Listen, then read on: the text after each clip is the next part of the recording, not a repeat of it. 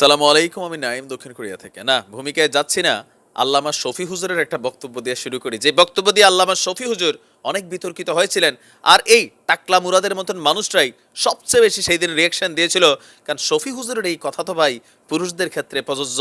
হ্যাঁ, লালা ঝরে, লালা কোথায়? অন্তরে লালা ঝরে। আর এই লালার মনে করলেন যে কাবু করার জন্য বা সেই লালাকে কাজে লাগানোর জন্য ইশারা ইঙ্গিতে বিভিন্ন ধরনের অপকর্মে যিনি জড়িত ছিল টাকলা মুরাদ, এই মুহূর্তে আপনারা জানেন যে সোশ্যাল মিডিয়াতে যিনি যথেষ্ট বিভিন্ন কারণে ভাইরাল।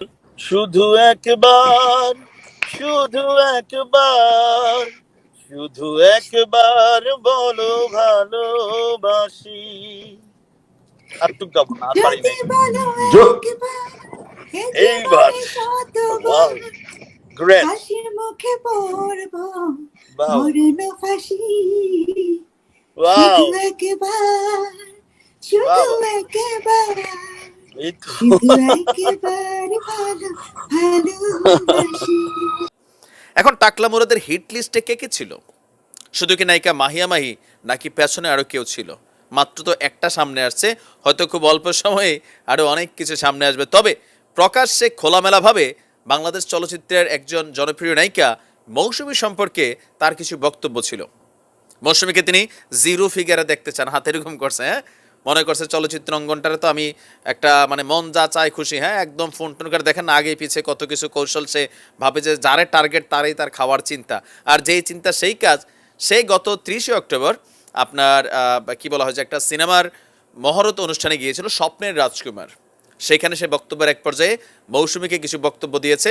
আর পরবর্তী সময় যখন দেখছে যে না মৌসুমী কানে নিচ্ছে না, আবারও 30শে নভেম্বর আরেকটা সিনেমা, এটা হচ্ছে ময়ূরাক্ষী সিনেমার মহরতে গিয়েও সে একই ভাষায় কথা বলেছে যে এরকম এরকম দেখতে চায়। এখন ওমর সানি ভাই কি বলবে? না মুরাদ না, এ হতে পারে না, মুরাদ সাবধান হয়ে যায়। যাই হোক, এটা ওমর সানি ভাই ওমর সানি বলবে কারণ তিনিও সোশ্যাল মিডিয়াতে বড় অ্যাক্টিভ পার্সন। আর এখন যখন পোস্ট নাই বুঝেন, চেয়ারে যখন নেই, আজকের দিনে দেখেন চলচ্চিত্র মিডিয়া অঙ্গনে সবাই মুরাদের সার্ফ এক্সেস ছাড়া ধুইতেছে। তো যাই হোক, আর খুব বেশি কথা বাড়াবো না, চলেন ফুল ক্লিপটা আসলে সেই দিন কী বলেছিল, কেনই বা বলেছিল, কেনই বা নায়িকা মৌসুমী তার টার্গেট, চলুন আমরা তার লালাঝরা দেখে আসি। আর এখনো আমাদের নায়িকার, আমি ওই দিন ওই যে মৌসুমীর নাম বলাতে অনেকেই মাইন্ড করছে। মৌসুমী তো কোনো, তাকে আমি টার্গেট করে কিছু বলছি তা তো বলি নাই। আমি বলেছি একজন নায়িকার ওয়েট কন্ট্রোল করতে হবে, এটাই তো বলেছি। সবাইকে জিরো ফিগার হতে হবে আমি সেটা বলিনি। কিন্তু নায়িকার ভূমিকায় যদি এরকম মানে মোটা সোটা নায়িকা বাংলাদেশের মর্যাদা ক্ষুণ্ণ হয়, আমি নয় দেখতে সুন্দর না, আমার টাক মাথা, আমি সিনেমা করতে চাই না, আমি কখনো এই স্বপ্ন দেখিও নাই। তো যাদের মাথা ভরা চুল আছে তারা অভিনয় করবেন, অসুবিধা নেই তো, কিন্তু অভিনয়টা যেন দেখার মতো হয়, ঠিক আছে? আমার মতো যারা টাক মাথা, আমরা রাজনীতি করবো, অসুবিধা নেই, রাজনীতি করতে পারবে সবাই। সিনেমাতে তো এগুলো চলবে না, চলবে? সিনেমা তো এটা একটা কি প্রদর্শনীর মতো, ইটস এ শোবিজ, তাই না? মানুষ সিনেমা দেখবে উপভোগ করার জন্য। ওখানে আমার মতো টাকুদের কাজটা কি? কোনো কাজ নেই। সালমান শাবনুর জুটি, ওরে বাপ রে বাপ। যে সাকিবকে দেখলে আমি অনেক সময় দুষ্টমি করে বলি, এই তুই তো অভিনয় জানোস না, তুই তো শুধু লাভাস। বস আমার মার্কেটটা আর খায় না, রিকোয়েস্ট করে।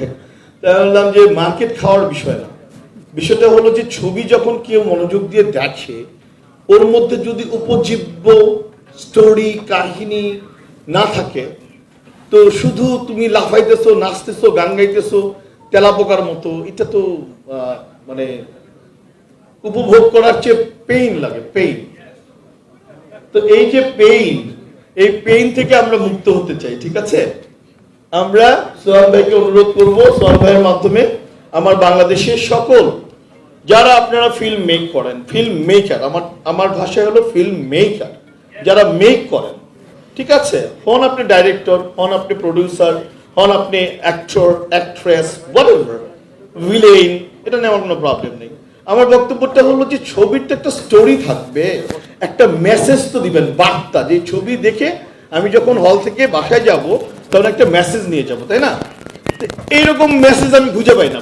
রাজ্জাক, কবরী, ফারুক, আলমগীর, ববিতা, শাবানা, তারাও তো অভিনয় করতেন নাকি? স্ক্রিপ্ট আগের মতন তো থাকবে কেমনে ভাই? কেমনে থাকবে চলচ্চিত্র আগের মতন? আপনার মতন মুরাদরা যখন জায়গায় বসে যায় আর নায়িকাদেরকে ডাইকা ডাইকা নিয়ে এইভাবে অপকর্ম চালায় বা মানসিকভাবে হ্যারাস করে, নায়কদেরকে আপনি যেই ভাষায় কথা বলেন মনে হয় যে আপনি কি বলা হয় আসলে, আমাদের প্রধানমন্ত্রী তো এরকম করে না, বুঝছেন? প্রধানমন্ত্রী দেখছেন কত সুন্দর করে সম্মান দিয়ে কথা বলে। আর মুরাদের মতন লোক যদি এরকম জায়গায় যায় তাহলে বাংলাদেশের মানুষের পিড়িয়া মেরা ফেলবে, অ্যাডভান্স পিড়াবে, ওগুলো কোনো কথা নাই। মন চাইছে একটু পিড়াবো তোদেরকে, বিষয়টা এরকমই। তার অ্যাক্টিভিটিস ঔদ্ধত্যপূর্ণ বিষয়গুলো এরকমই ছিল। সম্মানিত মানুষদেরকে অসম্মান করা তার প্রফেশনও হয়ে গেছিল।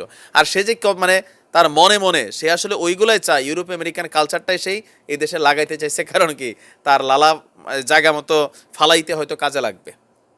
এখন আজকের দিনে তার সম্পর্কে অনেক তথ্য মিডিয়াতে উঠে আসছে। আজকে সকালেও দেখেছি অনেকগুলা নিউজ। আর এর মাঝখানে আবার দেখলাম যে হঠাৎ করে একটা গ্রুপ ছবি ভাইরাল হচ্ছে, যেখানে আমাদের চিত্রনায়ক রুবেল, জায়েদ খান, মিশা সওদাগর, চিত্রনায়ক ইমন, সকলের মাঝখানে প্রতিমন্ত্রী মুরাদ। এখন অবশ্য অনেক কিছু আসবে, অনেক কিছু যাবে। মুরাদের সাথে যাদেরই সম্পর্ক আছে তারাই অস্বীকার করবে, এমনকি তার সম্পর্কে যথেষ্ট প্রটেস্টও করবে। তো যাবার আগে বাংলা চলচ্চিত্রকে ধ্বংসের হাত থেকে বাঁচানোর জন্য শুধুমাত্র যে মুরাদদের শাস্তি হবে তা না, এদের সাথে যারা বিভিন্ন সময় শারীরিক সম্পর্কে জড়িত হয় বা বিভিন্ন অপকর্মে জড়িত হয় তাদের ব্যাপারেও আসলে চলচ্চিত্র শিল্পী সমিতির পক্ষ থেকে একটা কঠিন ব্যবস্থা নেওয়া উচিত।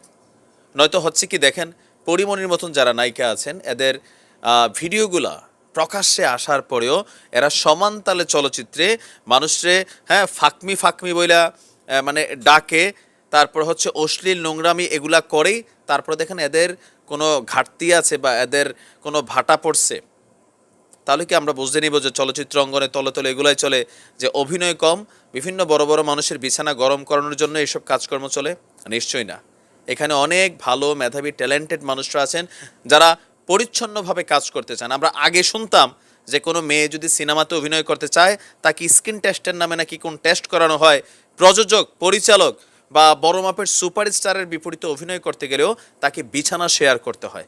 আর আজকে আমরা দেখলাম যে এই মুরাদের মতন সব খাইয়ালামো কোয়ালিটির লালা ঝরা ব্যক্তিরা যখন এরকম পোস্টে বসে, তাহলে বুঝতে হবে যে আমাদের নায়িকারা কতটুকু ইনসিকিউর ফিল করেন। এখন নায়িকা মাহিয়া মাহি দেশে আসলে ডিবি জিজ্ঞাসাবাদ করবে, সেখান থেকে আমার ধারণা নতুন অনেক তথ্য বের হয়ে আসবে। কারণ যতটা ক্লিয়ার আমরা দেখছি বিষয়টা ততটা ক্লিয়ার না। আর ওই যে চলচ্চিত্র শিল্পী সমিতির পক্ষ থেকে এদেরকে অবাঞ্ছিত ঘোষণা করা উচিত, যেন চলচ্চিত্র অঙ্গনটা পরিষ্কার পরিচ্ছন্ন থাকে।